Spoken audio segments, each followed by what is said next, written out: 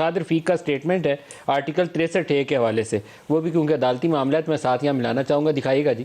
ہم بڑے ادب کے ساتھ یہ گزارش بھی کرنا چاہتے ہیں کہ 63A کی تشریح پر عدالتی فیصلے پر ہماری ریزرویشنز ہیں، اور ہم سب یہ سمجھتے ہیں کہ یہ فیصلہ آئین کی روح سے متصادم ہے۔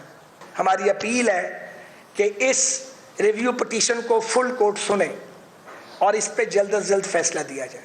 قانون سازی پارلیمان کا حق ہے، ہم یہ سمجھتے ہیں کہ اس میں مداخلت نہیں ہونی چاہیے۔ جو آج چیف جسٹس صاحب کے ریمارکس ہیں جس کے اوپر میں نے انہیں شاباشی دی کہ یہ پارلیمان کا کام ہے، انہیں کرنا چاہیے، یہ 63 ہے، اسی سے ریلیٹ کرتا ہے، کیونکہ عدالت کے فیصلے سے یہ تاثر ابھرتا ہے کہ یہ گنجائش تھی نہیں، گنجائش اس میں پیدا کی گئی۔ مجھے خود ایز اے جرنلسٹ فیصلہ پڑھ کے یہی لگا۔ ڈاکٹر مصدق آپ سے جاننا چاہتا ہوں، کیونکہ آپ کی جماعت سے یہ رائے آئی ہے، آپ کو کیوں لگا کہ پارلیمان کی جو اتھارٹی ہے وہ کورٹ نے اپنے فیصلے سے خود حاصل کر لی ہے 63 کے معاملے میں؟ دیکھیں، بہت سی ایسی چیزیں ہیں جہاں پہ ہدایات، ایک دو دفعہ ایسے فیصلے آئے ہیں جس میں ہدایات جاری کی گئی ہیں۔ یہ ووٹ کاؤنٹ کا معاملہ تھا نا کہ وہ ووٹ کاؤنٹ نہیں ہوگا، تو مجھے لگتا ہے کہ وہ آپ کو، میں تو آپ کو ایک لارجر 63A کے حوالے سے بات کروں گے، جورسڈکشن کی بات کروں گے، اس میں انگریس آپ کو نظر آتا ہے یا نہیں آتا۔ اور میں سمجھتا ہوں کہ بہت سی ایسی چیزیں ہیں جہاں پہ انگریس نہیں ہونا چاہیے، اور اس کی وجہ یہی ہے کہ ابھی بات ہو رہی تھی کہ پاکستان میں ایسے فورم، شکر اللہ کا کہ ایسے فورم موجود ہیں، مگر فورم جو ہیں ان کی قدر جو ہے اور ان کی عزت یا ان کی نیوٹرلٹی جو ہے وہ سسپیکٹ کر دی گئی ہے۔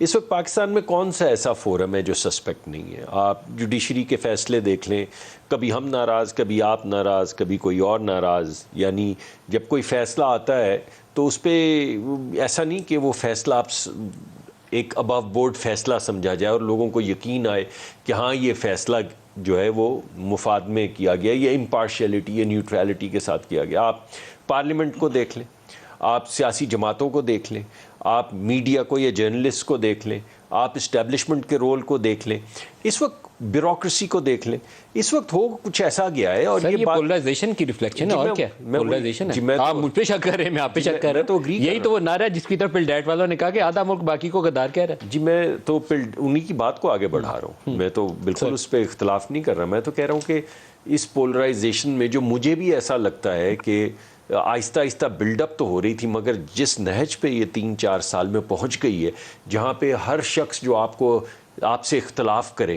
آپ اس کو یا کہیں وہ کافر ہے، یا کہیں وہ غدار ہے، یا کہیں وہ یعنی ایک عجیب و غریب گفتگو ہے۔ پالیسی پہ کسی جگہ ڈیبیٹ نہیں ہوتی۔ میں نے کم از کم میں نے دیکھا کہ ہم کہیں بیٹھے ہوں اور وہ پالیسی کے میرٹ پہ بات ہو رہی ہو کہ آپ کے خیال میں اس کا کیا میرٹ ہے، اس کا کیا نتیجہ، غریب آدمی پہ اس کا کیا اثر پڑے گا، کوئی ایسی ڈیبیٹ نہیں۔ آپ نے یہ کیا کیونکہ آپ ایجنٹ ہیں، آپ کافر ہیں، آپ تو غدار ہیں، آپ تو کہیں اور کا کسی اور کا ایجنڈا لے کے چل رہے ہیں۔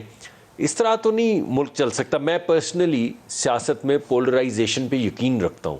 میں اس کیمپ کو نہیں بلانگ کرتا جو سمجھتی ہے کہ ہر چیز پہ ایک کنسنسس ہونا چاہیے۔ میں سمجھتا ہوں سیاست میں ایک پارٹی جو ہے وہ عوام کے مفاد کو سامنے رکھتے ہوئے ایک مقدمہ لے کر آتی ہے، بل لے کر آتی ہے، دوسری پارٹی عوامی مفاد کو، بالخصوص غریب آدمی کے مفاد کو سامنے رکھتے ہوئے اس کو سخت تنقیدی جائزہ اس کا لیتی ہے۔ مگر ایک یقین ہوتا ہے کہ یہ جائزہ پالیسی کا لیا جا رہا ہے، کسی فرد کا نہیں لیا جا رہا، اور اس میں جو بہتری ہے وہ عوام کی اور غریب آدمی کی ہوگی، اس میں کسی کی تذلیل شخصیت کی یا کسی کو نیچا دکھانے کی کوشش نہیں کی جا رہی۔